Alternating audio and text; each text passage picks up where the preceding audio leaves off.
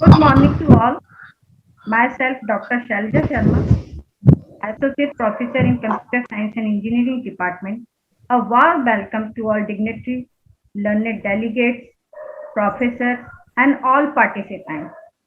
On behalf of Rabindranath Tagore University, Bhopal, Rabindranath University is a first skill-based university to promote and encourage the enhancement of knowledge of students. Now, IIC Institute Innovation Council under Ministry of HRD initiative. The focus of IIC is to encourage and inspire young students and exposing them to new ideas and resulting in innovative thought. Now, today is the session which is organized with the support of Dr. Motwani sir, Deepti ma'am, and all the IIC members. They have organized this one thing. Learn lean startup and minimum viable product or business. Now today is our guest, very eminent speaker, Mr. Naved Ahmed. So I would like to invite the Mr. Naved Ahmed. So sir is having a very good experience in IT fields, and now presently he is working in program manager in Vadhvani Foundation. He is an entrepreneur and startup incubator. He has created good startup ecosystem and project management. Sir has 15-year experience in field of IT services, education field, animation, e-learning, IoT, and food industry. He is founder of Successful Ventures. He is an entrepreneur, enthusiast, startup methodology expert. So I want to invite again, sir, please share your experience with us.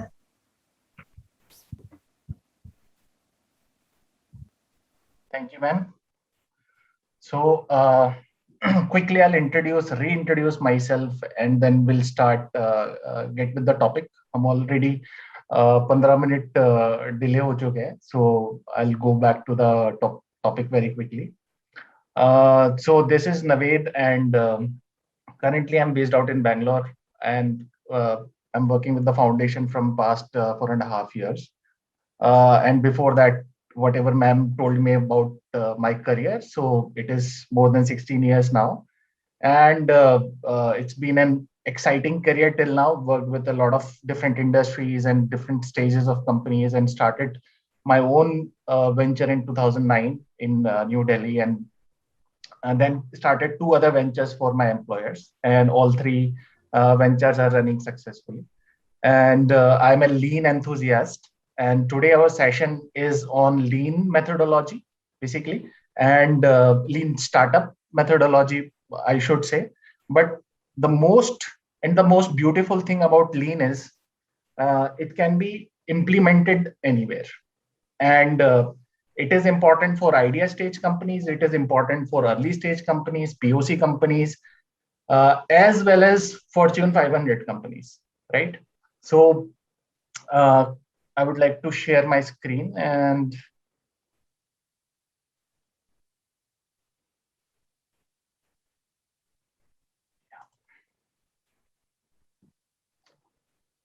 can you see my screen? Yes, yes. Okay. So, so in 2017, you know about the Gartner, right?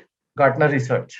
So in 2017, Gartner said that, by 2021, more than 50% of the world's established corporations will leverage the lean startup techniques, right?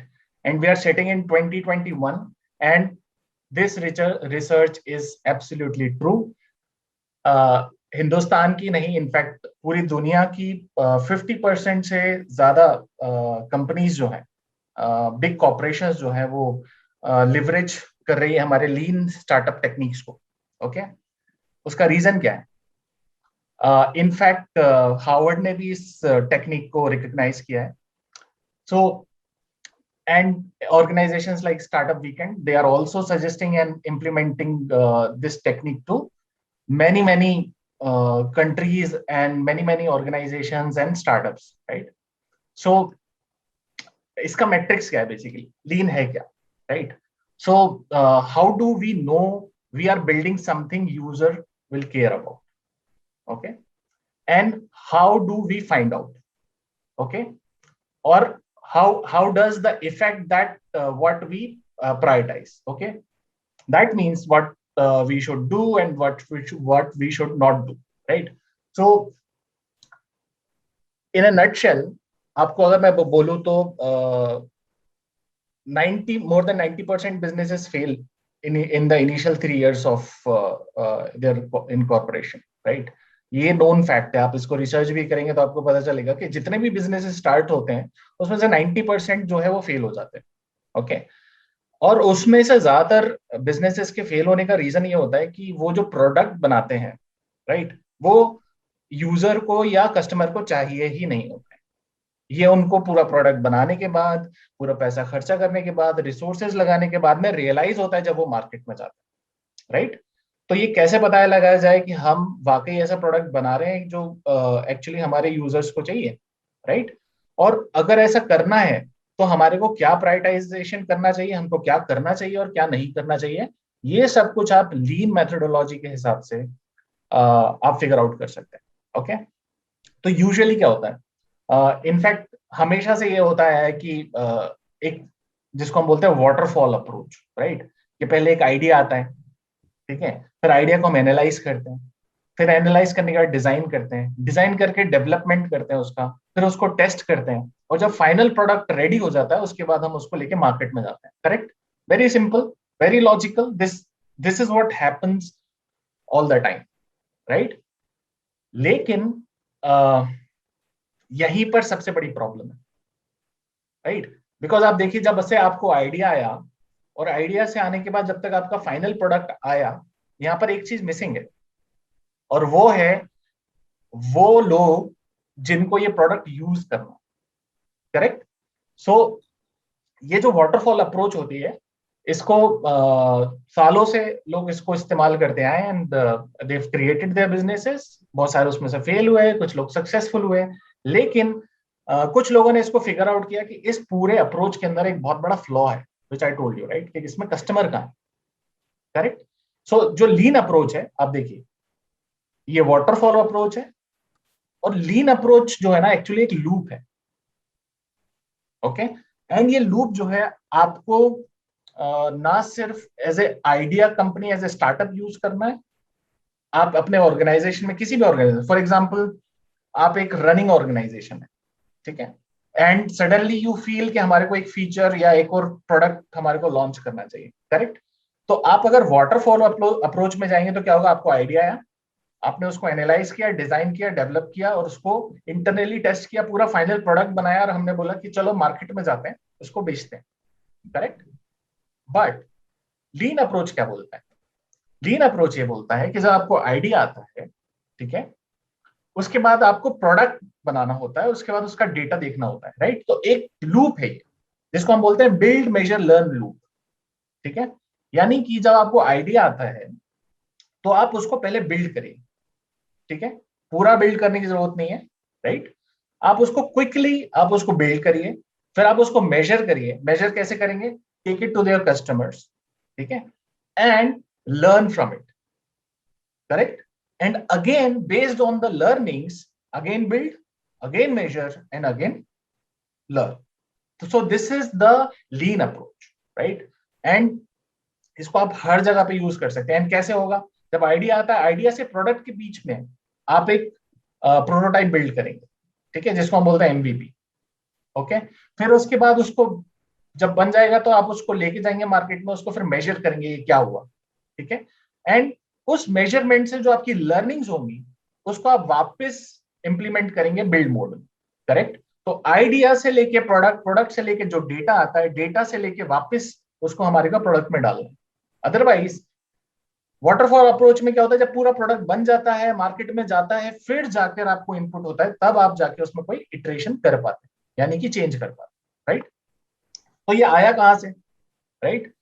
So ओहनो circle बोलते हैं basically, जो हमारे ताइची ओहनो थे, right, creator of Toyota production system, right, and world famous production system है। इसको हर एक automobile industry में हर एक कंपनी इसको फॉलो करती है अब, राइट। आपने देखा टोयोटो की गाड़ियां कभी ब्रेक डाउन नहीं होता है, उनके सिस्टम्स बहुत अमेजिंग हैं, बहुत फास्ट हैं, उनकी उनकी जो प्रोडक्शन स्पीड है that is high quality and very speedy production capacity दे है। रीजन क्या है उसके पीछे? तो ओहोनो सर्किल जिसको हम बोलते हैं, तो ताइची ओहोनो ने क्या किया, अपने प्रोडक्शन लाइन पे जहां पर कार्स बिल्ड होती है वहां पर एक ऐसा सर्कल बनाया, ठीक है, इसको बोलते थे ओहोनो सर्किल।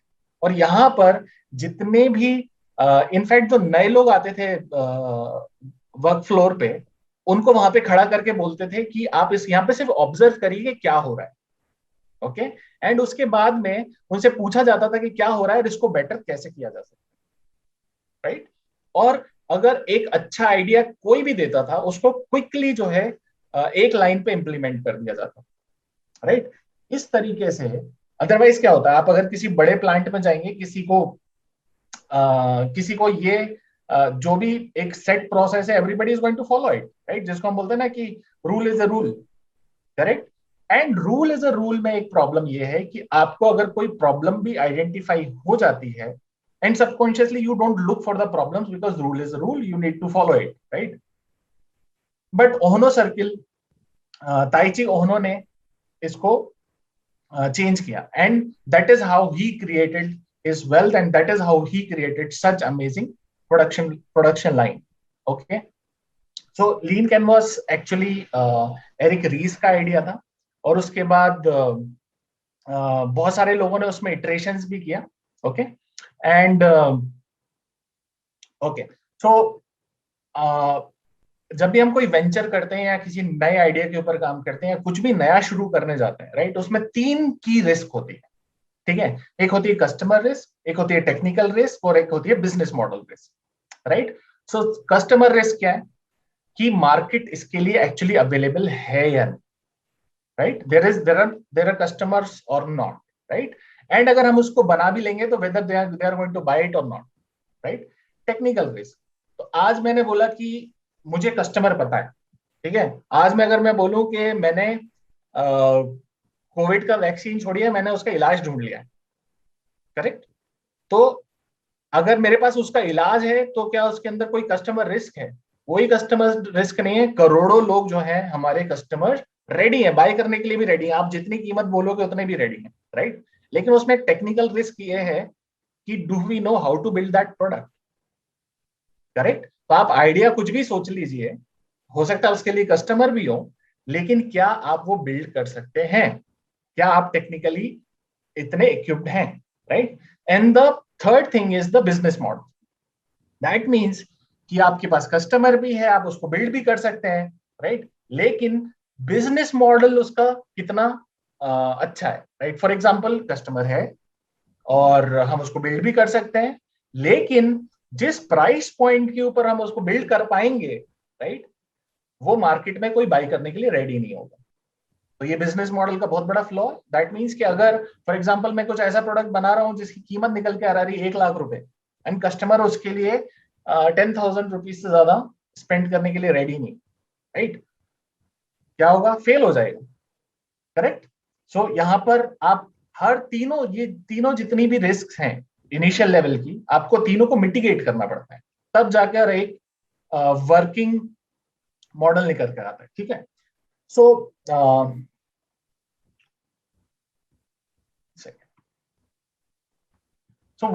लीन अप्रोच क्या बोलती है? लीन अप्रोच फेवर करती है एक्सपेरिमेंटेशन, यानी कि आप कुछ भी करने से पहले, कुछ भी बिल्ड करने से पहले आप उसको एक्सपेरिमेंट करिए, ठीक है।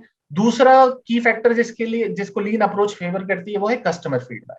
तो आप कुछ भी बिल्ड कर रहे हैं, इवन आपने अगर उसको बिल्ड भी नहीं किया है तभी भी आपको कस्टमर फीडबैक लेना बहुत जरूरी है। आपने अगर कुछ बिल्ड किया है तो डेफिनेटली लेना बहुत जरूरी है। तो एक्सपेरिमेंटेशन, एलोबरेट प्लानिंग की जगह एक्सपेरिमेंट करिए, इंट्यूशन पे बिलीव करने की जगह आप कस्टमर से फीडबैक लीजिए। और जिसको बोलते हैं हम पूरा, मैंने I work with more than 500-600 entrepreneurs, right. इस बीच में मैंने देखा है कुछ एंटरप्रेन्योर से मैं खुद बोलता रहता हूँ कि क्या कर रहे हो अभी, मैं छोटा सा एग्जांपल लेता हूँ, मेरे पास में आईआईटी इंदौर के 2 स्टार्टअप थे, right, and they were like working on their product day in day out. 1 साल हो गया, 1.5 साल हो गया। मैंने बोला भाई क्या कर रहे हो? बोले सर जब तक प्रोडक्ट अच्छा नहीं होगा हम कैसे जाए मार्केट, करेक्ट। अब जब 1.5 साल हो गया, 2 साल हो गया, मैं उनको बोलता रहा कि नहीं आपको जाना पड़ेगा, टेस्ट करना पड़ेगा, मिलना पड़ेगा, तब तक आप कैसे पता करोगे? And they were very very you know convinced कि नहीं हमारे को पूरा प्रोडक्ट बनाएंगे तभी लोग खरीदेंगे, correct. And what happened later, उन्होंने जिसके ऊपर 1.5 साल 2 साल काम किया, जब वो एक्चुअली में मार्केट में गए तो उनको पूरा प्रोडक्ट को वापस कस्टमर फीडबैक के अकॉर्डिंग ऑलमोस्ट 60 to 70% चेंज करना पड़ा, राइट। सो पूरा बिग डिजाइन करने की जगह आपको इटरेटिव डिजाइन बनाना होता है इसमें, तो इसको फेवर करता है, right.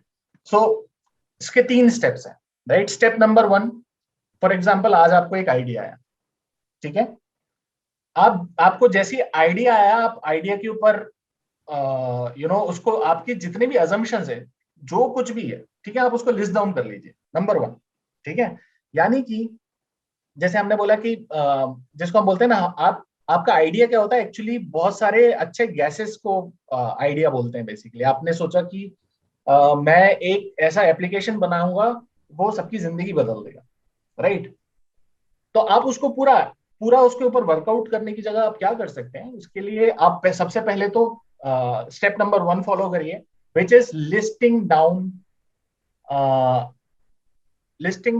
every damn assumptions whatever you are thinking right now, okay, instead of writing a complete business plan, आप उसको एक हाइपोथेसिस में समराइज कर दीजिए, ठीक है। एंड देन इसके अंदर, हाँ, दिस इज अ डायग्राम जिसको हम बोलते हैं, मैं आपको एंड में क्विकली कैनवास भी दिखाऊंगा, जो आप एकदम समराइज कर सकते हैं अपने कैनवास के ऊपर, right. And this is the diagram how we create value for customers and for ourselves, right? तो जब आप इसके ऊपर सारा इंफॉर्मेशन डालेंगे, आपको बहुत सारी चीजें जो है कैनवास के ऊपर ही क्लियर हो जाएंगी। Step number 2, get out of the room. This is the most important step of the whole thing, right. So guys, अगर मैं किसी भी सक्सेसफुल आइडिया को लूं, मैंने मैंने बोला ना आपको, मैंने 500 600 even more, I have worked with more than 500 600 entrepreneurs. उसमें से कई बार ऐसा होता है जब मैं पूछता हूँ कि आइडिया क्या है एग्जैक्टली, मतलब, तो बोलते हैं सर हम आपको कंप्लीटली शेयर नहीं कर सकते बिकॉज ये बहुत ही अच्छा आइडिया है और हमको चोरी होने का डर है, और we don't like to share the complete thing, specially पूरे पैनल के सामने नहीं करेंगे, कोई पिक कर लेगा। Happened like many times with me, but guys point is, and this is a fact, के 1% आइडिया होता है एंड 99% इम्प्लीमेंटेशन, राइट। आपके पास कितना भी अच्छा आइडिया हो, आप उसको अगर ठीक से इम्प्लीमेंट नहीं करेंगे तो आइडिया रखा रखा रखा रह जाएगा, किसी और को वो आइडिया आ जाएगा, वो उसको बिल्ड कर लेगा और उसको उसको लेके आगे चला, right. And ideas are not unique, trust me on this. आपको कोई बहुत यूनिक आइडिया आएगा, आपको लगेगा किसी के पास ये आइडिया नहीं है, आप 2 घंटे इंटरनेट पे रिसर्च करेंगे ना, आपको पता चलेगा कि 2 साल पहले कोई करके फेल भी होगा, ठीक है। सो इसलिए आपको ना जो मोस्ट इंपॉर्टेंट स्टेप जो है ना, वो है gate out of the room. यानी कि आपको रूम से बाहर निकलना पड़ेगा। आप अगर कागज पे सारी चीजें करके बैठे रहेंगे, आप उसको इम्प्लीमेंट नहीं करेंगे, तो कभी भी वो आइडिया सक्सेसफुल नहीं होने वाला, राइट। तो वो इसका मतलब क्या है, यानी कि आपने जो भी स्टेप 1 में आपने जो भी हाइपोथेसिस बनाया था कि हमारा आइडिया ये होगा, हम इसको ऐसे बनाएंगे, ये कस्टमर के लिए ये करेगा, इससे ये फायदा होगा, ये वैल्यू क्रिएट होगी कस्टमर के लिए, ये प्रॉब्लम सॉल्व होगा, आपको वो बाहर निकल के टेस्ट करना पड़ेगा, राइट। तो आ, आपको पहले हाइपोथेसिस बनाना है, देन उसको रियल कस्टमर या प्रोस्पेक्टिव कस्टमर के साथ में आपको कॉन्वर्सेशंस करना, ओके। एंड सेम टाइम पर आपको एक और भी चीज करना होगा, वो है कि आपको मिनिमम वाइबल प्रोडक्ट कैसे बनाएंगे, ठीक है, या मिनिमम वाइबल प्रोडक्ट क्या होगा, राइट। एंड उसके बाद वो मिनिमम वाइबल प्रोडक्ट लेकर आपको मार्केट में जाना पड़ेगा, कस्टमर के फीडबैक के लिए। बेचने नहीं जा सकते आप, राइट। बेचने वाला स्टेप जो है वो थोड़ा बाद में आता है, बट आप एक क्विक मिनिमम वाइबल प्रोडक्ट बना के जो है आपको कस्टमर फीडबैक लेना पड़ेगा। Go out, ask the potential customers, purchasers and partners for feedback. ये जो थर्ड स्टेप है स्पेशली उन लोगों के लिए है जो ऑलरेडी एक कंपनी रन कर रहे हैं या ऑलरेडी एक ऑर्गेनाइजेशन में वो नए आइडिया के ऊपर काम कर रहे हैं या नए फीचर के ऊपर काम कर रहे हैं। तो आपको जब भी कोई नया आइडिया, नया फीचर आता है तो आपको पोटेंशियल यूजर्स, परचेजर्स और आपके जो पार्टनर्स होते हैं, राइट, उनसे क्विकली फीडबैक लेना चाहिए। उसको उसके ऊपर बैठे नहीं रहना चाहिए कि भाई जब ये पूरा हो जाएगा तब हम उनसे सबसे शेयर करेंगे, राइट। एंड आपके जो भी कस्टमर के फीडबैक आपको जो मिलेंगे, राइट, फॉर एग्जांपल मैं छोटा सा एग्जांपल ले लेता हूँ, राइट, कि मैं एक एप्लीकेशन बना रहा हूँ स्टूडेंट्स के लिए, ठीक है। उन कहाँ पे जॉब्स हैं, कहाँ पर इंटर्नशिप है, कहाँ पर क्या हो रहा है, उनको जो भी एक फाइनल ईयर के स्टूडेंट को जरूरत होती है, मैं उसके लिए एक एप्लीकेशन बना रहा हूँ, ठीक है। तो उसको बनाने से पहले मैं अगर 100 लोगों से बात करता हूँ, राइट, तो मुझे पता चलेगा कि एक्चुअली 100 में से 5 लोग बोल रहे हैं कि हाँ, अगर ये सारी चीजें होंगी तो बहुत अच्छा होगा और उसके लिए मैं पे भी करूंगा। या उसमें से 100 में से हो सकता है 20 लोग बोले हाँ है तो बहुत अच्छा, मैं यूज भी करूंगा, लेकिन यार मैं इसके लिए पे नहीं कर सकता, मैं इतना इतना पेइंग कैपेसिटी भी नहीं है और इतना वैल्यू वैल्यू भी नहीं, राइट। दैट मीन्स आपको उसको क्विकली अंडरस्टैंड करना पड़ेगा कि एक्चुअली ये आपको एक्चुअली इसके ऊपर काम करना चाहिए या नहीं करना चाहिए, right. And the third most important thing is the build an MVP, ठीक है, जो मैं बोल रहा था, इम्प्लीमेंटेशन। एंड इम्प्लीमेंटेशन का पहला रूल है कि आप जो कुछ भी बनाएं उसका एक मिनिमम वाइबल प्रोडक्ट जो है रेडी करने की आपके पास कैपेसिटी होनी चाहिए, right. So minimum viable product क्या होता है? मिनिमम वाइबल प्रोडक्ट वो होता है जहां पर एक प्रोडक्ट के अंदर सारी मिनिमम वो चीजें होती हैं जो कि एक कस्टमर को, जो भी आप प्रॉब्लम सॉल्व करें वो कस्टमर की प्रॉब्लम सॉल्व कर सके, राइट। फॉर एग्जाम्पल मैंने बोला कि मैं एक एप्लीकेशन बना रहा हूँ या एक मैं एक प्रोडक्ट बना रहा हूँ, और वो प्रोडक्ट का मेन कोर कोर क्या है? कोर ये है कि वो कस्टमर को रियल टाइम स्टेटस बताएगा किसी चीज का, ठीक है। तो अगर आपने सब कुछ बना लिया, एप्लीकेशन बना लिया, सब कुछ बना लिया, लेकिन आपके पास वो एपीआई ही नहीं है जिससे रियल टाइम डेटा गवर्नमेंट से या कहीं किसी दूसरे एजेंसी से आता है उसको कंपेयर करने के लिए और डिस्प्ले करने के लिए, तो आपका मिनिमम वाइबल प्रोडक्ट जो है कंप्लीट ही नहीं, राइट। बाद में हो सकता है आप उसका पूरी ऐप का ब्यूटिफिकेशन कर दें, हो सकता है उसका रिस्पॉन्स टाइम जो 1 सेकंड था उसको 0.01 सेकंड ले आए, आप उसको पहले एंड्रॉइड फ्रेंडली था अभी iOS फ्रेंडली कर ले, वो सारी चीजें बाद में हो सकती है। लेकिन आपको एक कोर जब सर्विस जो होती है, आप जो कोर प्रॉब्लम सॉल्व कर रहे हैं, तो आपको क्विकली आपको एमवीपी पे काम करना पड़ता है, ठीक है। And then again build, measure and learn, right. So build, measure and learn loop आप वापस से यहाँ पे देख सकते हैं कि आपने क्या किया, अजम्पशंस आइडेंटिफाई किए, यानी कि आइडिया बनाया, उन अजम्पशंस के अंदर क्या रिस्क हैं वो सारे आइडेंटिफाई किए, फिर उनको टेस्ट किया, ठीक है, अपना फिर हाइपोथेसिस बनाया एमवीपी के बारे में, फिर उस हाइपोथेसिस को लेकर आप लोगों ने आपने कस्टमर से फीडबैक लिया, एंड देन, और ये बार बार होगा, जब आइडिया स्टेज पे होगा तभी भी आपको कस्टमर के पास में जाना है, जब आपका एमवीपी बन जाएगा तभी भी आपको कस्टमर के पास में जाना। तो यहाँ पर कस्टमर जो है वो सबसे इंपॉर्टेंट फीचर, सबसे इंपॉर्टेंट रोल प्ले करता है यहाँ पे इस अप्रोच में। क्योंकि अगर कस्टमर आपको ना बोल रहा है, राइट, आप 100 लोगों के पास गए, आपको तो बहुत अच्छा लग रहा है आइडिया बिकॉज वो प्रॉब्लम आपकी है, आप 100 कस्टमर्स के पास में गए, प्रोस्पेक्टिव, सबने 100 में से 99 ने बोल दिया कि नहीं मेरे को नहीं चाहिए, मेरे को, मैं इसके लिए पे भी नहीं करूंगा और ठीक है, whatever, it's okay, good to have है, राइट। बट ऐसा नहीं है जिसके बिना मैं रह नहीं सकता, राइट।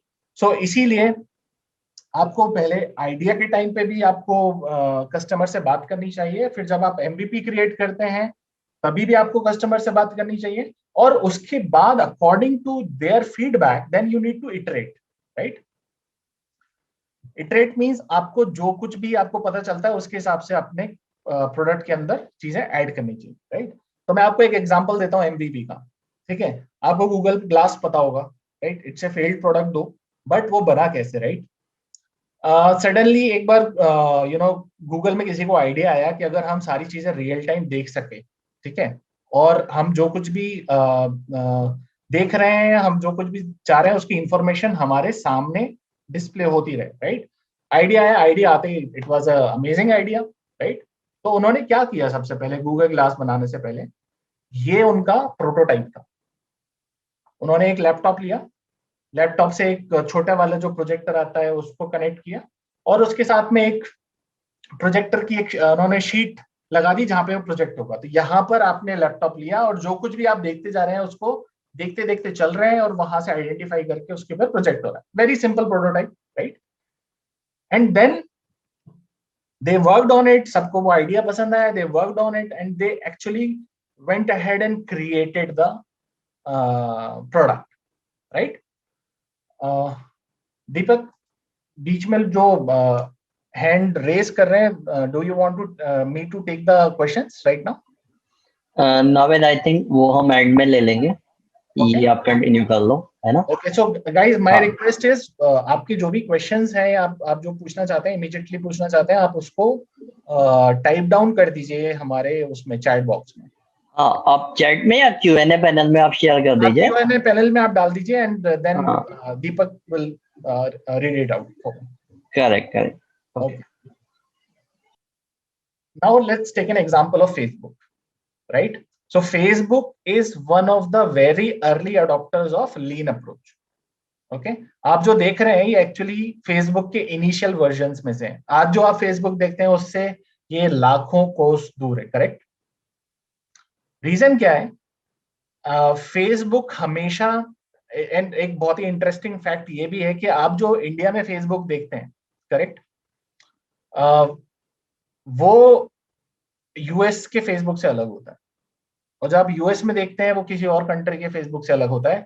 एंड फेसबुक हर रोज जो भी उनके पास नए आइडियाज आते हैं उनका एक प्रोटोटाइप बना के क्विकली जो है डिफरेंट ज्योग्राफीज के अंदर उसको रिलीज कर देते हैं। एंड जब ज्योग्राफीज में अब अगर फॉर एग्जांपल उनके पास में 100 मिलियन कस्टमर्स है, राइट? अब अगर 100 मिलियन कस्टमर्स को वो उन्होंने कुछ भी चेंज किया अगर वो सबको दिखा देंगे तो क्या होगा? अगर कोई चीज बुरी होगी तो 100 मिलियन लोगों को एक साथ बुरी चीज नजर आएगी, राइट? तो उसको करने के लिए, बिल्ड मेजर लर्न करने के लिए फेसबुक क्या करता है कि वो सेलेक्ट करता है एक ज्योग्राफी को, ठीक है, एंड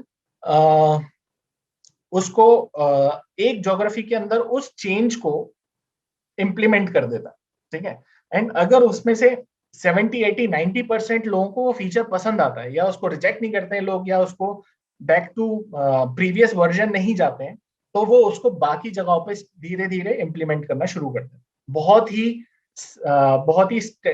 स्टाइल से स्टैटिस्टिकली उन्होंने इसको पूरा डिजाइन किया हुआ है, बिल्ड मेजर लर्न को।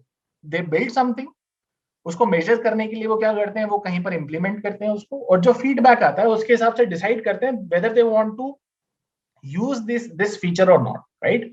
तो इनिशियली फेसबुक ऐसा था, but build measure learn use करते करते वो आज उस स्टेज में जहां पर वो आज है, राइट? ऐसे ही ट्विटर देखिए, ये ट्विटर का कुछ इनिशियल वर्जन में से एक, and Twitter also follow the same technique of lean, okay? So let's take an example, right? तो अगर हम बोले कि हमारे को एक रेस्टोरेंट खोलना है, राइट? तो रेस्टोरेंट खोलने के लिए आप क्या करेंगे? सबसे पहले एक प्रॉपर्टी खोलेंगे, आप डिजाइन करेंगे, आप सोचेंगे हम कौन सा कुजीन रखेंगे और क्या रखेंगे, कैसे रखेंगे, एंड आपको जो पसंद है आपने उसको उठाया और आपने वहां पर एक रेस्टोरेंट बना दिया, राइट? तो एक रेस्टोरेंट बनाने के लिए आपको 50 लाख से लेकर 1 करोड़ रुपए आराम से लग जाएगा कहीं पर भी, राइट? आपने एक आलीशान रेस्टोरेंट बनाया, एंड देन आपको पता चलता है कि नहीं, हमारे कस्टमर को जो है ये चीज पसंद ही नहीं। And trust me, more than 90% restaurants fail. सबको लगता है रेस्टोरेंट बिजनेस बहुत सिंपल है, बहुत ईजी है, बस आपको अच्छा खाना बनाना है और ये चलता है। बहुत सारी चीजें डिपेंड करती हैं एक रेस्टोरेंट बिजनेस में। लोकेशन क्या है, आपका मेन्यू क्या है, आप किसको टारगेट कर रहे हैं, कितने प्राइस वाले का मेन्यू है आपका, लोकेशन के हिसाब से प्राइस मैच करनी होती है, फिर जेंट्री के हिसाब से आपको मेन्यू बनाना होता है। तो एक एग्जांपल है स्टेसी और एरन फ्रैंकलिन का। यूएस में ये दोनों जो थे, इनको ये बहुत बहुत अमेजिंग स्टेक्स बनाते थे, राइट? Beef sticks. इनके पास पैसे नहीं थे, राइट? तो instead of utilising every penny of their savings and everything, इन्होंने एक काम किया, इन्होंने एक अंडर ब्रिज के नीचे, और एरोन जो है बहुत ही अमेजिंग स्टेक्स बनाने के लिए अपनी फैमिली में और फ्रेंड्स में बहुत ज्यादा फेमस था, राइट? तो with the help of their family and friends, उन्होंने एक अंडर ब्रिज के नीचे, आप जो पीछे देख रहे हैं ऐसा, इन्होंने एक खोखा खोल लिया, राइट? और वहां पर अपने स्टेक्स को बेचना शुरू किया, राइट? लर्न देखने के लिए कि हमको जो पसंद है बेसिकली दूसरों को भी ये पसंद है क्या, right? And finally after some time उनको ये रियलाइज हुआ कि एक्चुअली लोगों को उनका जो प्रिपरेशन है वो सब कुछ बहुत पसंद आ रहा है। And they finally started with the next step. उन्होंने एक्चुअली एक वैन लिया, ठीक है, जो पहले एक अंडर ब्रिज के नीचे खड़ा होता था, उनके पास परमिशंस के लिए पैसे नहीं थे, सब कुछ नहीं था, इतना बड़ा रिस्क कौन लेता है एक अच्छा वैन बनाने का। उन्होंने एक अंडर ब्रिज से शुरू किया, उसको टेस्ट किया, उसे समझा कि किसको क्या पसंद है, and then they actually created one van, and now they have their own restaurant. Okay, so summary में आपको वापस से बता देता हूँ एक बार आपको। I hope build measure learn और लीन स्टार्टअप का पूरा फंडामेंटल समझ में आएगा कि हम करते क्या है। यानी कि सबसे पहले तो इंपॉर्टेंट ये है कि हम सारे लोग बोलते हैं कि आप बड़ा सोचिए, राइट? आप बड़ा सोचिए, आप बड़ा सोचिए, आप बहुत, और जब तक आप बड़ा नहीं सोचेंगे आप बड़ा कर नहीं पाएंगे, राइट? लेकिन इम्प्लीमेंटेशन का रूल ये है कि जब आप बहुत बड़ा सोचते हैं तो आपको शुरुआत छोटी करनी चाहिए, और शुरुआत हमेशा छोटी करनी चाहिए। और जब आप शुरुआत छोटी करते हैं तब आप बहुत सारे लॉसेस से बच जाते हैं, राइट? तो फर्स्ट थिंग इज आपको ये माइंडसेट अडॉप्ट करना पड़ेगा, राइट? आप कुछ भी करने से पहले अगर आप कस्टमर के बारे में नहीं सोच रहे हैं, आप सिर्फ अपनी खुशी के बारे में सोच रहे हैं, तो इट इज ओके, ठीक है? आप अगर अपनी खुशी के बारे में सोच रहे हैं, दैट मीन्स है कि आपको परवाह नहीं कि उसको कोई खरीदे या नहीं खरीदे, मैं अपने लिए बना रहा हूँ, इट्स ओके, बना सकते हैं। लेकिन अगर आप एक कस्टमर के लिए बना रहे हैं, एक प्रॉफिटेबल बिजनेस बनाने की कोशिश कर रहे हैं, then definitely you should adopt the lean mindset. Okay, आपको अपनी प्रॉब्लम से अलाइन होना पड़ेगा और सोल्यूशन से अलाइन नहीं होना पड़ेगा। यानी कि मैंने बहुत सारे एंटरप्रेन्योर्स को देखा, उन्होंने जो बना लिया वो बना लिया, अब वो उसी को बेचने की कोशिश करते रहते हैं सालों, और ये सोचते हैं कि हम लोग टाइम से अहेड हैं। कई बार ये सोचते हैं कि भाई अगर मेरे को फंडिंग मिल जाएगी, मैं इसकी अच्छे से मार्केटिंग करूंगा तो बिक जाएगा। Never happens, right? क्योंकि बहुत ज्यादा सॉल्यूशन सेंट्रिक हो जाता है। जो सॉल्यूशन होता है ना, एक्चुअली वो कभी भी बिजनेस को रन नहीं करता। एक्चुअली जो आप प्रॉब्लम आइडेंटिफाई करते हैं और उसको सॉल्व करते हैं, राइट, वो प्रॉब्लम का सॉल्यूशन जो होता है ना, उससे बिजनेस चलता है, राइट? आपके प्रोडक्ट से नहीं चलता, राइट? तो आप कितना भी ब्यूटिफिकेशन कर लीजिए किसी चीज का, कुछ भी कर लीजिए, और अगर आपने उसको कस्टमर को वो प्रॉब्लम है ही नहीं, राइट? या कई बार ये लोग सिम्टम को सॉल्व करते हैं अपने सॉल्यूशन, राइट?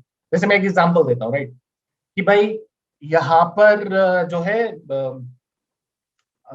स्टूडेंट को, यहाँ पे बहुत सारे लोगों को जो है वो नहीं मिलता है,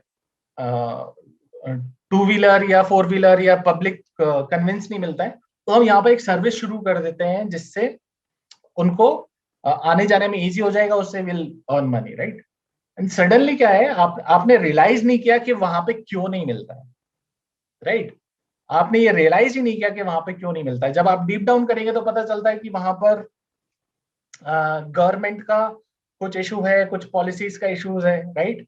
एंड सडनली आपने सब कुछ कर लिया, आपने कुछ वो ले लिए, व्हीकल्स ले लिए, एंड सडनली आपको पता चलता है कि गवर्नमेंट ने अपनी पॉलिसी चेंज कर दी है, गवर्नमेंट वहां पे परमिशन दे दी, अब वहां पे पब्लिक ट्रांसपोर्ट चलने लगे, राइट? आप सडनली गायब हो जाएंगे बिजनेस से। Getting my point? तो जब तक आप कोर में नहीं जाते हैं तब तक आपको सॉल्यूशन बिल्ड नहीं करना चाहिए, राइट? हो सकता है आप किसी सिम्टम को फोकस कर रहे हो rather than the real problem, right? And then document your value prop on a canvas. यानी कि आपका जो वैल्यू प्रोपोजिशन है, जिसके बारे में बात कर रहे थे कि आप एक्चुअली क्या वैल्यू प्रोवाइड करेंगे प्रॉब्लम को सॉल्व करके, राइट, वो भी आपको लिखना पड़ता है। एंड देन आपके रिस्क आपको आइडेंटिफाई करके वो भी लिखने पड़ेंगे, राइट। जैसे मैंने एक रिस्क बताया कि हो सकता है अगर आगे जाके गवर्नमेंट पॉलिसी चेंज कर दे तो क्या होगा, right. Then build an MVP to go to the customer fast and validate your assumptions, right. Then फटाफट आपको अपने assumptions को वैलिडेट करने के लिए एक एमवीपी बनाना पड़ेगा। आइडिया आप वैलिडेट कर चुके हैं, आप एमवीपी पे जाइए, बिल्ड करिए, उसको वैलिडेट करिए एंड देन उसको मार्केट में लेके जाइए। So the last thing is again build, measure, learn, rinse and repeat. Rinse का मतलब यहाँ पे क्या है कि जो चीजें काम नहीं कर रही हैं या जो चीजें वैल्यूएबल नहीं है, राइट। फॉर एग्जाम्पल मैं एक एप्लीकेशन बना रहा हूँ, ठीक है। एप्लीकेशन का कोर मैंने आपको जो एग्जांपल दिया था कि वो रियल टाइम डेटा देता है और उससे कस्टमर को पता चलता है कि रियल क्या हो रहा है इस टाइम पे, उसके ऊपर वो डिसीजन ले सकता है कि सिंपल ले लीजिए, एक वेदर फोरकास्ट ही हो गया, आप हर चीज पता लगा के खुद नहीं डेटा डाल सकते, राइट। लेकिन आपने उस एप्लीकेशन के अंदर ये चीज तो नहीं है कि उसमें लाइव डेटा आ रहा है, बट आपने वो बहुत ही सुंदर एप्लीकेशन बनाया है। आपने ये भी बताया कि आजू बाजू में क्या चल रहा है और सारी चीजें, कस्टमर को उससे लेना देना ही नहीं, करेक्ट। सो आपको जो कोर वैल्यू की चीजें नहीं होती हैं उनके ऊपर आपको फोकस नहीं करना चाहिए, आपको फोकस करना चाहिए जो कोर वैल्यू प्रेजेंट करी, एंड देन अगेन रिपीट, यानी कि build, measure and learn. Okay. Steve Jobs ने बहुत ही अमेजिंग बात कही थी, it is not your customers job to know what they want. Okay. कई बारी क्या होता है, सेम एग्जांपल उसका था फोर्ड का, राइट। मिस्टर फोर्ड ने बोला था कि अगर मैं कस्टमर से पूछता कि भाई आपको क्या चाहिए, राइट, सिर्फ सिंपल सिर्फ इतना ही पूछता आपको क्या चाहिए, तो वो बोलते कि तेज भागने वाली बैलगाड़ी दे दो हमारे, राइट। बट एक्चुअली उसकी नीड क्या है? बैलगाड़ी, तेज चलने वाली बैलगाड़ी नीड नहीं है, उसकी नीड यह है कि उसको तेजी से पॉइंट ए से पॉइंट बी तक जाना है, राइट। इसीलिए फोर्ड ने फिर मोटर बनाई, मोटरसाइकिल बनाई, फोर्ड मोटर्स जो है, right. They created the engine and everything so that लोग पॉइंट ए से पॉइंट बी तेजी में जा सके, correct. So it is our job to figure out. कई बार कस्टमर को भी नहीं पता होता है, इसीलिए आपको जब आप उनको इंटरव्यू करते हैं, जब आप उनसे बात करते हैं, तो आपको ये फिगर आउट करना पड़ता है कि एक्चुअली उनकी नीड क्या है, राइट, रियल प्रॉब्लम क्या है। ओके। सो ये कैनवास है, बिजनेस लीन कैनवास है। एंड जैसे मैंने आपको बोला था कि जब भी आपको कोई भी आइडिया आता है, राइट, या आपके पास ऑलरेडी आइडिया जब आप उसको बिल्ड करने जाते हैं, या आप ऑलरेडी एक कंपनी रन कर रहे हैं, एक नया फीचर बिल्ड करना चाहते हैं, कुछ भी करना चाहते हैं, आपको ये कैनवास को यूज करना है। ओके। इस कैनवास में क्या है, and this is very much readily available on internet, आप कहीं से भी इसको डाउनलोड कर लीजिएगा। एंड इसमें जो सबसे पहला जो इसमें आपको यहाँ पर टोटल 9 ब्लॉक्स दिख रहे हैं, करेक्ट। इसको भरने का एक तरीका होता है, ठीक है। हम प्रॉब्लम के ऊपर बाद में आते हैं, हम पहले आते हैं कस्टमर के ऊपर, ठीक है। तो आपके पास कोई आइडिया आया, तो आप उस आइडिया के बारे में सोचेंगे, तो आप सबसे पहले सोचेंगे कि आपका कस्टमर कौन, ठीक है। तो आप जब जब भी किसी आइडिया के ऊपर एक्चुअली काम करना शुरू करने वाले हैं, आप ये कैनवास उठाएंगे, सबसे पहले सोचेंगे कि इसके लिए कस्टमर्स कौन कौन है। जितने भी कस्टमर्स, टाइप के customers, B2B, B2C, business to business हो, बिजनेस टू कस्टमर हो, यानी कि आप कोई चीज बना रहे हैं किसी ऑर्गेनाइजेशन के लिए, दैट इज B2B। आप किसी एक इंडिविजुअल के लिए बना रहे हैं, दैट इज B2C। वहां पर आप एक और भी चीज कर सकते हैं कि जैसे आप बच्चे के लिए कोई प्रोडक्ट बना रहे हैं, राइट, तो बच्चा कंज्यूमर होता है, कस्टमर नहीं होता है, राइट। कंज्यूमर और कस्टमर में डिफरेंस होता है।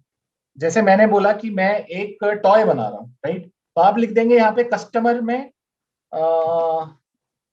School going kid, fifth class के अंडर का बच्चा, right. But actually he is not going to buy, right, he is a consumer.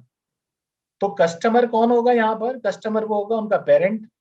Parent के बारे में आप लिखेंगे कि हाँ ये पेरेंट होंगे, पेरेंट्स होंगे। उसके बाद में हमारे कस्टमर पर्सोनास बनते हैं, यानी कि किस तरीके के होंगे, 30 से 40 के बीच में होंगे, जिनके बच्चे ऐसे एज ग्रुप में होंगे, जिनके हमारे पेइंग कैपेसिटी ये होगा, इतना अर्न करते होंगे, ऐसी जगह पे रहते होंगे, दैट कम्स लेटर, जो कि पर्सोना में आता है। लेकिन इतनी डिटेल में नहीं जाना है, सबसे पहले आपको क्या लिखना है? कस्टमर, बहुत सोच के आपको पूरा का पूरा लिस्ट बनाना है कस्टमर का और यूजर्स का, ठीक है। आपने वो लिख लिया यहाँ पर। फिर नंबर 2 आता है प्रॉब्लम, ठीक है। यानी कि आप जो प्रोडक्ट बनाने वाले हैं उसकी टॉप 5 प्रॉब्लम्स क्या हैं जो आप सॉल्व करने वाले हैं, राइट।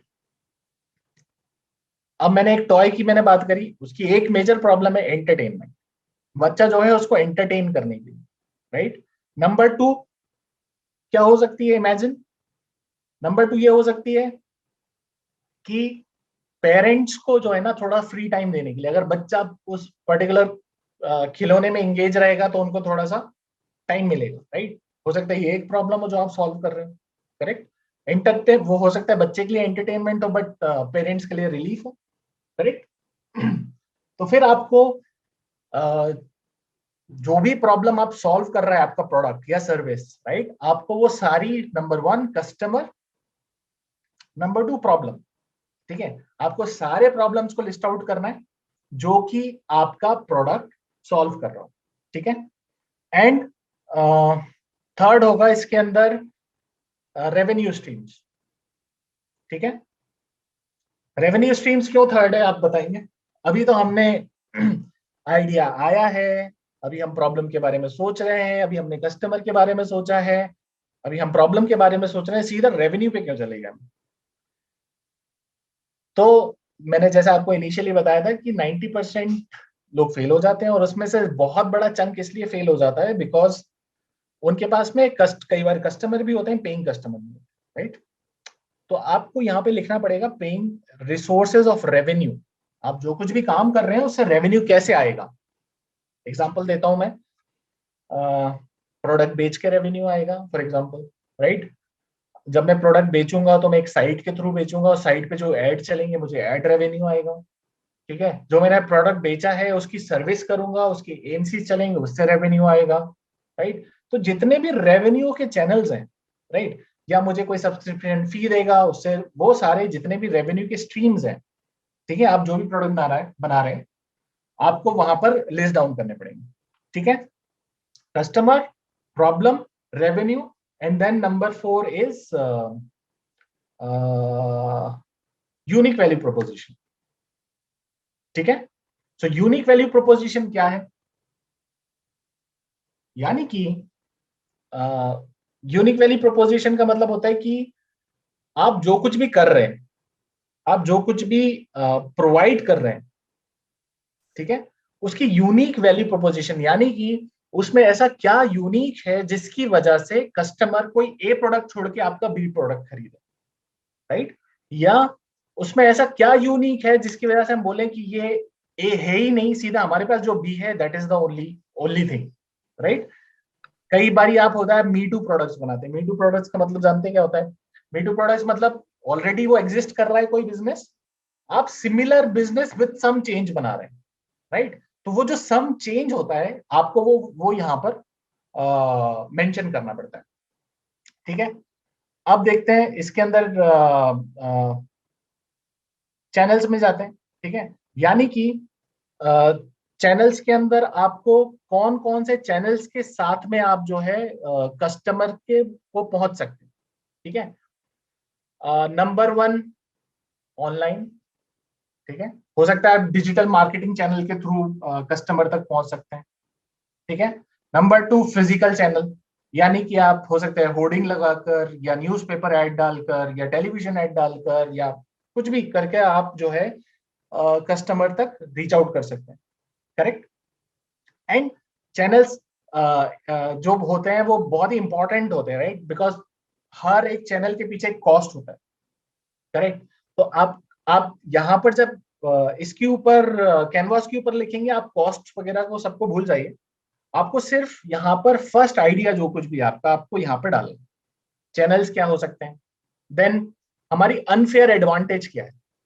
अब जैसे फॉर एग्जांपल आप एक एप्लीकेशन बना रहे हैं, ऑलरेडी मार्केट में वो एप्लीकेशन है, राइट, लेकिन आपकी अनफेयर एडवांटेज ये है कि फॉर एग्जांपल आप एक हॉस्पिटल के लिए एक एप्लीकेशन बना रहे हैं, राइट, और आपके पास अनफेयर एडवांटेज ये है कि आपके अंकल या आपके पापा जो है किसी मेडिकल कॉलेज के या किसी ऐसी अथॉरिटी के डीन है, राइट। तो आपके पास अनफेयर एडवांटेज ये है कि आपके पास बहुत सारी, एक तो आप हेल्थ केयर का कुछ एप्लीकेशन बना रहे हैं और आपके पास अनफेयर एडवांटेज क्या है, रीच।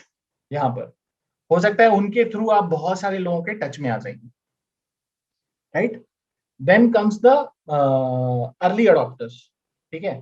तो अगर आप बहुत सारे लोगों के टच में आ जाएंगे तो सबसे पहले आपको ये आइडेंटिफाई करना पड़ेगा कि इनमें से आपके अर्ली अडॉप्टर्स कौन हो सकते हैं। जो आपने कस्टमर सेगमेंट जो आपने चूज किया उसके अंदर से आपके अर्ली अडॉप्टर्स कौन हो सकते हैं, ठीक है।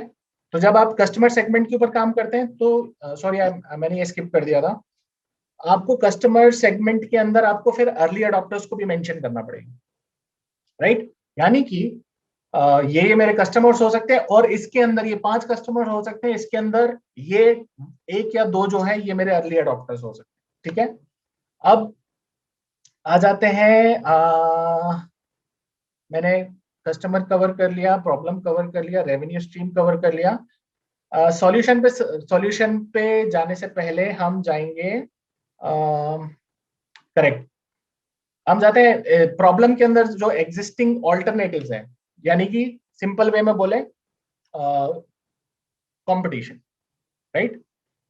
आपको कॉम्पिटिटर्स का एनालिसिस भी करना पड़ेगा बहुत अच्छे से कि वो क्या कर रहे हैं, वो क्या सॉल्व कर रहे हैं, आप क्या सॉल्व कर रहे हैं, right. Then comes the solution, ठीक है। अब आप सॉल्यूशन के ऊपर फोकस करिए कि आप क्या बनाएंगे, ठीक है, और उस सॉल्यूशन में क्या क्या होगा, और उसके इमीडिएटली बाद में आएगा कॉस्ट स्ट्रक्चर, यानी कि आप जो सॉल्यूशन बनाएंगे उस सॉल्यूशन में क्या क्या होगा और उस सॉल्यूशन का कॉस्टिंग क्या होगा, ठीक है। सो ये सारी चीजें जो है आपके सामने, आपको जब भी कोई आइडिया आता है, कुछ भी इंप्लीमेंट करने जाते हैं, तो आपको पहले ये कैनवास को फिल करना चाहिए और आपको बहुत सारी चीजें वहीं पे क्लियर हो जाएंगी, ठीक है। कस्टमर क्लियर हो जाएगा जो कि बहुत इंपॉर्टेंट है, प्रॉब्लम के ऊपर आप फोकस करेंगे, देन आप रेवेन्यू स्ट्रीम्स के ऊपर फोकस करेंगे, फिर आप जब सॉल्यूशन चैनल्स के ऊपर फोकस करेंगे कि कहाँ कहाँ से हम इसको रीच आउट कर सकते हैं, एंड देन सॉल्यूशन के ऊपर फोकस करेंगे कि हमारा सॉल्यूशन क्या है, एंड देन कॉस्ट के ऊपर फोकस करेंगे कि हम कैसे इस कॉस्ट को जो है वाइबल कॉस्ट को जो है बेसिकली इंट्रोड्यूस कर सकते हैं, जिससे हमारे को इनिशियल लेवल पर उसको कोई खरीदे। जैसे मैंने आपको एग्जांपल दिया था कि आप अगर कॉस्ट स्ट्रक्चर के ऊपर काम नहीं करते हैं, भूल जाते हैं कॉस्ट को और सिर्फ बिल्ड करने में लग जाते हैं, राइट, तो पता चलता है आप ऐसा कुछ बना लेंगे जो कोई खरीदना तो चाहता है लेकिन खरीद नहीं सकते, राइट। सो आई थिंक आप लोगों को कैनवास क्लियर हो गया होगा, लीन का कंसेप्ट क्लियर हो गया होगा, कैनवास क्लियर हो गया होगा। कैनवास बहुत ही सिंपल है, all you need to understand, मैंने आपको बता दिया है ये इनका मतलब क्या है, और आपको लेना है और उठा के इसको भरना शुरू करना है। एक सीक्वेंस में करिए, जो मैंने सीक्वेंस बताया उसमें करिए, आप बिना सीक्वेंस के भी कर सकते हैं, कोई इशू नहीं है सीक्वेंस का, but it would be better कि आप स्पेशली 2-3 चीजें जो है पहले आप उसको बिल्कुल उसी सीक्वेंस में करिए, यानी कि कस्टमर और प्रॉब्लम को एक सीक्वेंस में रखिए, एंड देन रेवेन्यू स्ट्रीम्स के बारे में सोचिए, and then work on the rest of the things, right. Cool. Great. Thank you, sir. Thank you. Sir, Motwani sir, you have to ask some, I think you are having questions. Yeah, I am waiting for the student to ask if they have any queries. बच्चों, अगर आपको कोई भी query हो आप Q&A panel में लिख दीजिए या अपने HOD को मैसेज कर दीजिए, तो they can on your behalf. मुझे लग रहा था कि मेरा बंद करते ही बहुत सारे क्वेश्चंस आने वाले, इतने सारे हाथ रेस हो रहे थे, अब अचानक से sir is explain in very well technical way में ना, तो सर कोई दिक्कत ही नहीं है, everything you have to each and each step, so every doubt will be clear. ये इसके 2 ही रीजन हो सकते हैं, या तो सब समझ में आ गया, सब ऊपर से चला गया, बोले चलो सुन ली कहानी, जाओ भाई। This is the new one, lean tech about that one, so you have to explain very well, sir. Naved, एक क्वेरी मेरे पास आई है अभी, मोबाइल पे है, मैं रीड आउट कर लेता हूँ प्लीज। तो एक्चुअली बच्चों ने पहले बिजनेस मॉडल कैनवा पे एक वर्कशॉप की हुई है, बच्चों की क्वेरी है, जो बिजनेस मॉडल कैनवा बताया गया था और जो अभी लीन कैनवा की हमने बात की, क्या दोनों एक ही है या कुछ डिफरेंट है? तो it look like similar.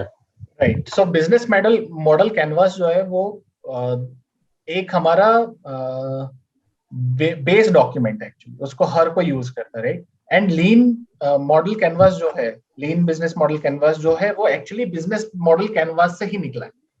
Okay okay, लेकिन ये अर्ली स्टेज कंपनीज के लिए ज्यादा सूटेबल है, ओके और स्पेशली टेक्नोलॉजी कंपनीज के लिए भी बहुत ज्यादा सूटेबल है।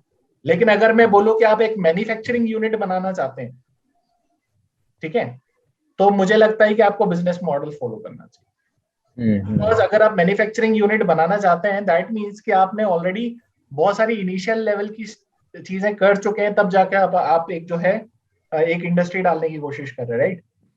तो बिजनेस मॉडल कैनवास अपनी जगह पे एब्सोल्युटली ओके है, उसको कभी भी यूज किया जा सकता है। लेकिन लीन मॉडल कैनवास जो है वो क्विकली, इसलिए जो सीक्वेंस है ना दोनों चीजों में थोड़ा सा डिफरेंट है। एंड यहाँ पर अर्ली स्टेज कंपनीज को एक्चुअली लीन मॉडल कैनवास को यूज करना चाहिए।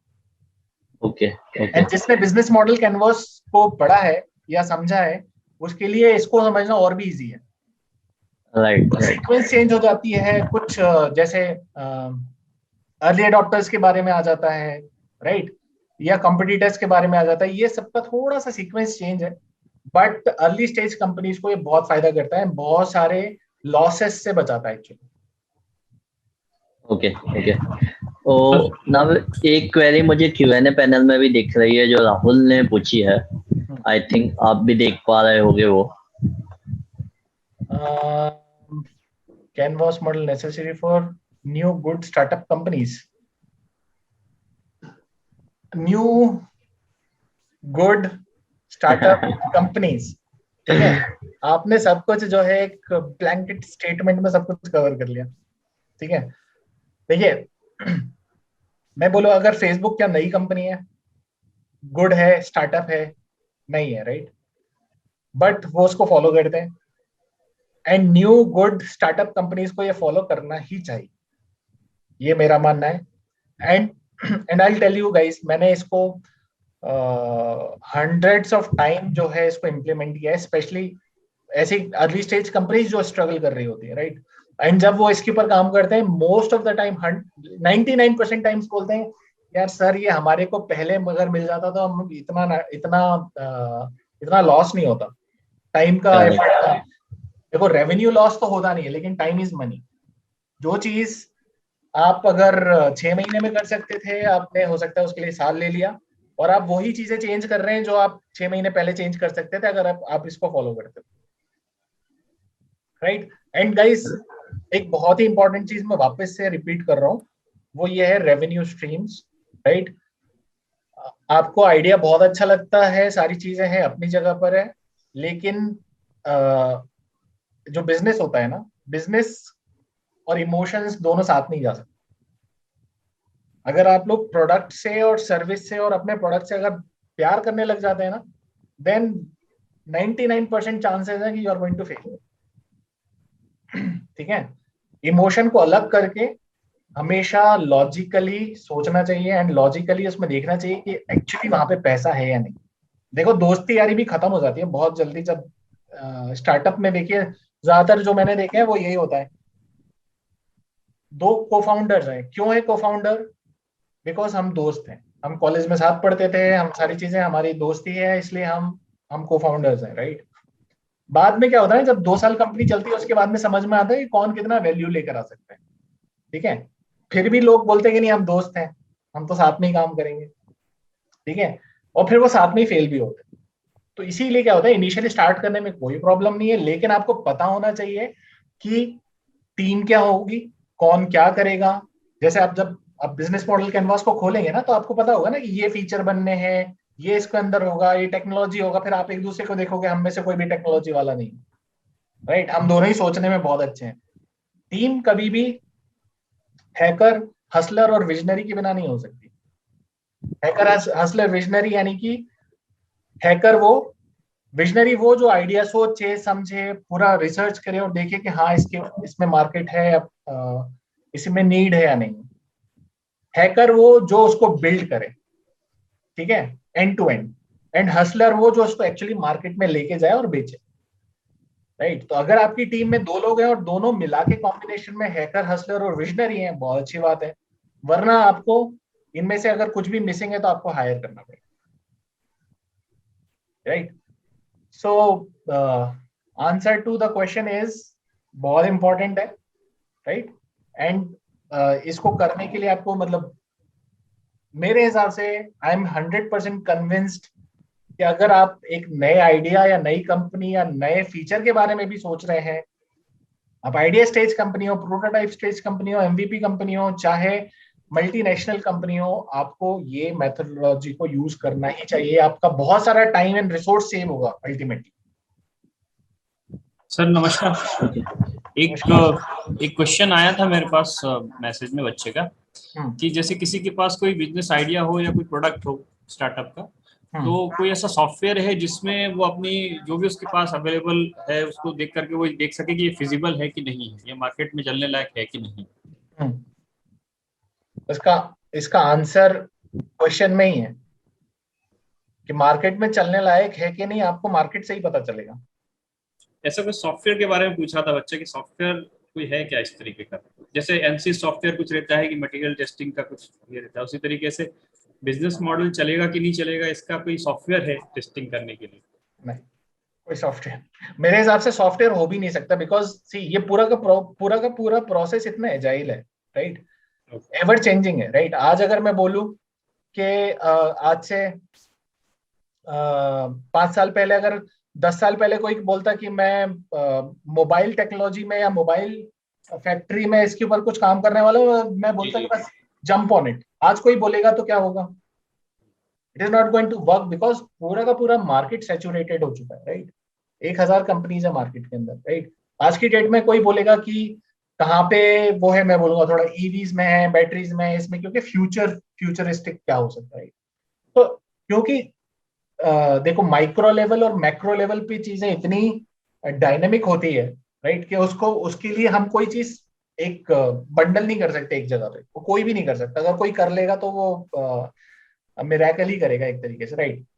पॉलिसीज मैक्रो लेवल में क्या होता है, पॉलिसीज होती है, गवर्नमेंट पॉलिसीज होती है, ज्योग्राफी के रूल्स होते हैं, इन्वायरमेंटल रूल्स होते हैं, बहुत सारी चीज होती है, राइट। माइक्रो लेवल पर आज मार्केट में कुछ चल रहा है तो हमेशा बिल्ड वो करना चाहिए बेसिकली जो फ्यूचर में आने वाला है, राइट। हमेशा अगर आप वो बना रहे हैं ना जिसकी आज नीड है, अगर कुछ भी नहीं है उसको करने के लिए तो बहुत अच्छी बात है, लेकिन अगर आप वो बना रहे हैं ना जिसकी आज नीड है, राइट, तो समझ लीजिए कि ऑलरेडी पहले से कोई बना रहा होगा। जब आप बनाना शुरू करेंगे आधे रास्ते में वो कोई लॉन्च कर देगा। Sir, one question from my side. Yeah. Sir, so there is some technique to identify the customer's need. Customer need identify करने का सबसे अच्छा तरीका ये है कि आप कस्टमर से बात करिए, ठीक है। जैसे फॉर एग्जांपल, थोड़ा सा एग्जांपल ले लेता हूँ फिर से कि मैं एक इंस्ट्रूमेंट बना रहा हूँ, ठीक है। मेरे पास आइडिया है इंस्ट्रूमेंट बनाने का, राइट। तो वो इंस्ट्रूमेंट कौन यूज करेगा, तो मुझे पता चलता है कि वन सेट ऑफ कस्टमर, मतलब जो लोग हैं ऐसे लोगों को इसकी जरूरत है। मुझे आइडिया आया, मुझे समझ में आया कि ये लोगों को इसकी जरूरत है, ये लोग इसको पे करेंगे और खरीदेंगे, राइट। उसके बाद मैं ये देखूंगा कि उसका मार्केट साइज क्या है, यानी कि हो सकता है चलो मेरे पड़ोस वाले अंकल को उसकी जरूरत है, राइट। मैंने उनसे पूछा अंकल आपको इसकी जरूरत है, वो बोलेंगे हाँ बेटा बहुत जरूरत है। अंकल आप इसके लिए पे करेंगे, मैं बोलूंगा, वो करवाएंगे, हाँ बेटा मैं पे भी करूंगा, और आप जो है 1 लाख यूनिट बना लें उसकी। तो पता चलता है आपको कि अंकल और 1-2 पड़ोसियों के अलावा उसको कोई नहीं यूज करना चाहता, राइट। तो ऐसा प्रोडक्ट बनाया क्या फायदा। इसीलिए क्या होता है, नीड प्लस मार्केट साइज, कि उसका मार्केट कितना बड़ा है, करेक्ट। जिसको हम आगे जाके जिसको हम बोलते हैं टैम सैम सॉम, यानी कि टारगेट एड्रेसेबल मार्केट क्या होता है, सर्विसेबल मार्केट क्या होता है, राइट। टोटल मार्केट क्या होता है, फिर एड्रेसेबल मार्केट क्या होता है, और सर्विसेबल मार्केट क्या होता है, राइट। तो फिर आपको अगर मैं सिंपल भाषा में बोलूं तो आपको अगर पता लगाना है कि उसकी नीड है या नहीं है कस्टमर को, तो आपने जो कस्टमर को लिस्ट डाउन किया है आप उन सब से बात करने की कोशिश करिए एंड पता लगाने की कोशिश करिए वेदर दे आर इंटरेस्टेड और नॉट। अगर मिलेगा तो लेंगे क्या? देखो हाँ बोलना सबसे आसान काम होता है, राइट? मेरे पास कोई सर्वे के लिए आएगा, मैं ना बोलूंगा, मुझसे 10 सवाल पूछेगा, ठीक है? मैं हाँ बोलूंगा, वो खुश हो जाएगा। ये भी एक प्रॉब्लम है, कस्टमर से बात करना एक बात होती है, लेकिन अगर जब तक आप कोर प्रॉब्लम के ऊपर बात नहीं करेंगे ना, लोग इंटरेस्ट लेंगे ही नहीं। हाँ बोल देंगे, हाँ मैं ले लूंगा, जाओ, करेक्ट। सो जब आप कोर प्रॉब्लम के बाद इंटरव्यू, जैसे कस्टमर इंटरव्यू भी एक बहुत चैलेंजिंग काम है, राइट? आप डायरेक्ट सवाल पूछते हैं, इनडायरेक्ट सवाल पूछते हैं, आप बहुत सारी चीजें ऐसे लोगों से पूछते हैं जो आपको और एक और बहुत बड़ा प्रॉब्लम ये है कि जो आपको गलत बात बोलता है ना, आपको ना कर देता है, आपको पसंद ही नहीं आता, राइट? तो मेरे हिसाब से जो आपको ना बोलता है ना, वो सबसे अच्छा रिस्पांस दे रहा है आपको, बहुत ही जेन्युइन रिस्पांस दे रहा है, क्योंकि हाँ बोलना बहुत इजी है। और अगर वो ना के बदले में आपको अगर रिस्पांस दे दे कि क्यों नहीं लूंगा, तो समझ लीजिए वो आपके हाथ में हीरा लग रहा है, आप एक्चुअली कोर रियल चीज आपको पता चल रही, right? So law of average बोलता है आप 100 लोगों से बात करेंगे तो घटिया प्रोडक्ट भी कोई खरीद लेगा, 3 लोग खरीद लेंगे घटिया प्रोडक्ट, राइट? वैसे ही लॉ ऑफ एवरेज बोलता है कि अगर आप 100 लोगों से बात करेंगे, ठीक है, और बहुत जेन्युइनली सवाल पूछेंगे, तो उसमें से 50% लोग आपको जेन्युइनली आंसर दे देंगे।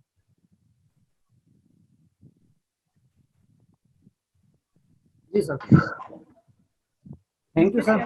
ओके, नवेद, क्वेश्चन है राहुल। सर या राहुल का एक इन्वॉल्व है Q&A में, आई थिंक वो ले What लेते हैं। positive early traction has the company achievements in the field of potential risk? What positive early traction has the company achievements? मुझे समझ में नहीं आ रहा क्या बोलना चाहते भाई राहुल, आपको समझ में आया दीपक? आई थिंक वो ये पूछना चाहते हैं कि कितना अर्ली ट्रैक्शन होना चाहिए, या आप बोलेंगे कि कंपनी ने कुछ अचीव कर लिया है या जो अपना पोटेंशियल है वो कवर कर लिया है। तो वो तो डिपेंड करता है industry to industry and the company to company, वो वेरी करेगा। या मैं बहुत तो सिंपल, अगर मैं वापस से एग्जांपल से बताता हूँ, बहुत सिंपल एग्जांपल से बताता हूँ इसको, राइट? सैंपल साइज, ठीक है, मैंने बोला सैंपल साइज पे मैंने बोला मार्केट मेरा मेरा हर एक बंदा जो है इस कैटेगरी के अंदर, हर एक बंदा मेरा मतलब 100 करोड़ का मेरा कस्टमर बेस, मतलब हर एक बंदा 100 करोड़ लोग जो है वो हर एक बंदा मेरा प्रोडक्ट यूज कर सकता है, ठीक है? मैंने बोला ब्लैंकेट स्टेटमेंट है ये, इसके अंदर सब आ गए, सब कर सकते हैं, राइट? तो मैंने सब में से 100 लोगों से बात करी, ठीक है, या मेरे पास जो भी है 100 लोगों में से एक बंदे ने लिया, राइट? तो 1% कर सकता है कायदे से देखा जाए, ठीक है? तो अगर आपका सैंपल साइज बोल रहा है कि 1% कर सकता है, राइट, और आपको अगर 1% क्रिएट करने में और बेचने में और सेल करने के बाद में पूरी कॉस्ट जोड़ने के बाद में तो भी प्रॉफिट हो रहा है, तो वो आपका पॉजिटिव ट्रैक्शन, ठीक है? और अगर आपको ये समझ में आता है कि भाई मैं जब तक 1 लाख लोगों को नहीं बेचूंगा, ठीक है, तब तक मेरे को जो है प्रॉफिट नहीं होने वाला, तो आपको 1 करोड़ के पास में जाना पड़ेगा, ठीक है, तब जाके आप 1 लाख बेचेंगे 1%, राइट? 1 करोड़ के लिए जाने के लिए आपके पास रिसोर्सेस सोचिए कितने चाहिए, ठीक है? तो सैंपल साइज ट्रैक्शन जो है बहुत इजी टू से कि हमारे पास ट्रैक्शन है, राइट? मेरे एक बंदा है जिसके पास में 100 कस्टमर है और एक बंदा है जिसके पास में 2 कस्टमर है, ठीक है? कौन बेटर है? 100 वाला डेफिनेटली, लेकिन 100 वाले जिसके पास 100 कस्टमर है उसके प्रोडक्ट का हर एक बंदा जो है महीने के 10 रुपए देता है, और मेरे पास 2 कस्टमर है और मेरा हर एक कस्टमर जो है मुझे महीने के लाख रुपए देता है, ठीक है? कौन बेटर हुआ अब, राइट? सो ट्रैक्शन जो होता है वो ट्रैक्शन बहुत ही कॉम्प्लिकेटेड फीचर है, इसको हम नंबर्स में नहीं कैलकुलेट कर सकते, वैल्यू में कैलकुलेट कर सकते।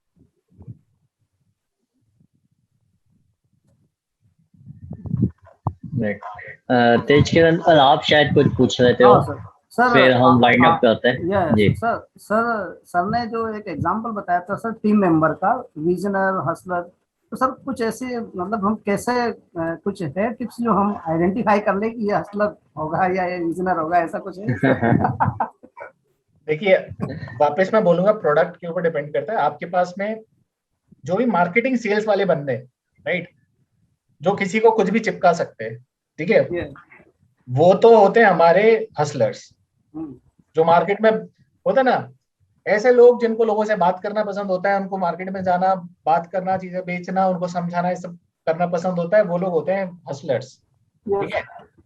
और कुछ ऐसे लोग होते हैं जिनको कमरे में बैठ के अपना प्रोडक्ट बनाने में इंटरेस्ट होता है, ठीक है, पूरी जान लगाते हैं, वो घुसे रहते हैं, नर्ड नर्ड टाइप के लोग होते हैं। वो, उनको कुछ लेना देना नहीं है जमाने से, उनको सिर्फ ये है कि ये बनेगा कैसे, ये मेरे को अचीव करना है, और रिसर्चर। ठीक है।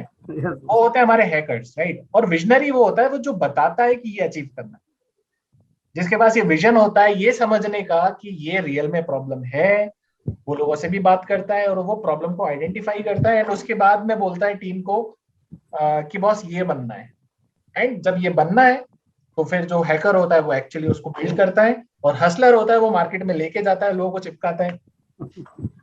थैंक यू सर, बहुत अच्छे से एक्सप्लेन किया सर आपने। Yes, sir is explained it very well. So today is the very wonderful session. Now I would say to Naren sir, is there now? Naren sir? Yes, ma'am. Yes, ma'am. Yes, so wind up this one. You said to. Okay, ma'am. Thank you. Thank you. Myself, Narendra Dubey, and good afternoon, everyone. It's time to vote of thanks. And I really appreciate the way in which Naveed sir has explained all the things, very simply all the things. So I'm very thankful to him.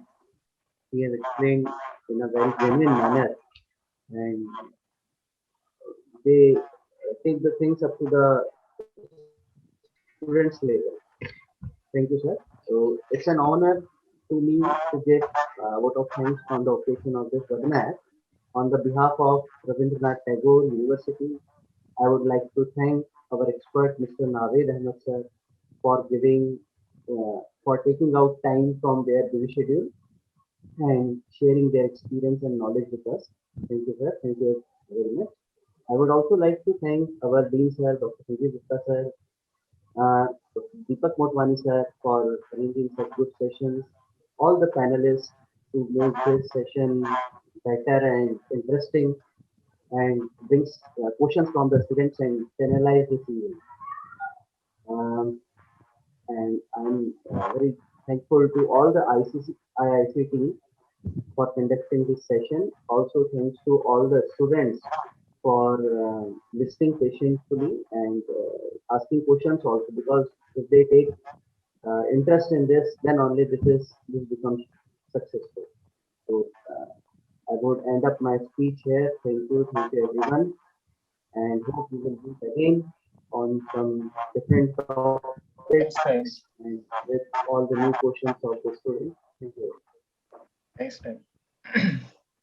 Yeah, thank you, Naved. Thanks, Deepak. Thank you, sir. Thank you so much, sir. Thank you very much for inviting, and I enjoyed, although I missed the live sessions. When I mean, अभी online में वो feel नहीं आती, although. Yes. नहीं तो बता देना आप when you are coming to Bhopal. Next time we will call to Bhopal. जब भी भोपाल आ रहे हो, घर आ रहे हो तो बता देना. We are waiting for you. बहुत अच्छा सेशन रहा सर आज का sir. Thank you so much. And Bhopal is my hometown, तो मैं आता रहता हूँ.